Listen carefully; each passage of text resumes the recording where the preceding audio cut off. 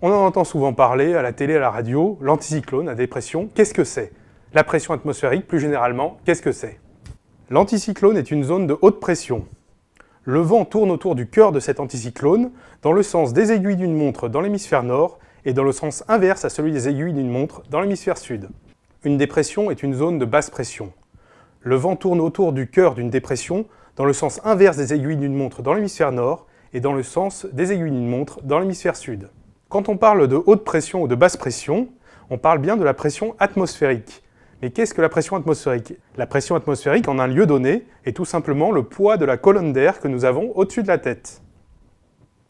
La pression atmosphérique sous nos latitudes tempérées est en moyenne de 1013 hectopascales.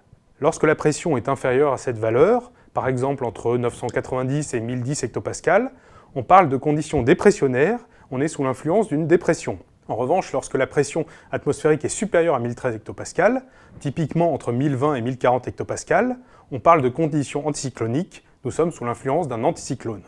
Lorsque l'on est dans des conditions anticycloniques, le temps est généralement calme car le vent est faible en surface, mais le ciel est également souvent dégagé car au-dessus de l'anticyclone se produit un mouvement d'air subsidant, c'est-à-dire de l'air venu des hautes altitudes de l'atmosphère qui descend petit à petit vers le sol, ce qui a pour effet de comprimer cet air, de le réchauffer et de l'assécher, ce qui a tendance à dissiper les nuages.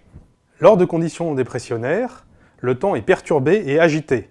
En effet, le vent a tendance à souffler assez fort autour du cœur d'une dépression, et on note également des convergences qui se produisent dans les basses couches qui forcent l'air à se soulever, ce qui produit des nuages assez imposants et chargés d'eau, et souvent de la pluie. On a donc souvent des perturbations classiques tempérées des moyennes latitudes. On a pu mesurer des pressions remarquablement basses lors de tempêtes exceptionnelles comme la tempête Lothar en décembre 1999, où la pression au sol a été mesurée à 960 hectopascales. En France, les pressions atmosphériques les plus élevées sont rarement supérieures à 1045 hectopascales, mais on a pu observer parfois, dans des cas exceptionnels, jusqu'à 1050 hectopascales. Dans certaines zones de la planète, on observe de manière récurrente des anticyclones, et on peut ainsi, en quelque sorte, baptiser ces anticyclones. C'est donc le cas, par exemple, de la zone des Açores et du fameux anticyclone des Açores qui vient souvent nous rendre visite pour nous apporter du beau temps à la belle saison.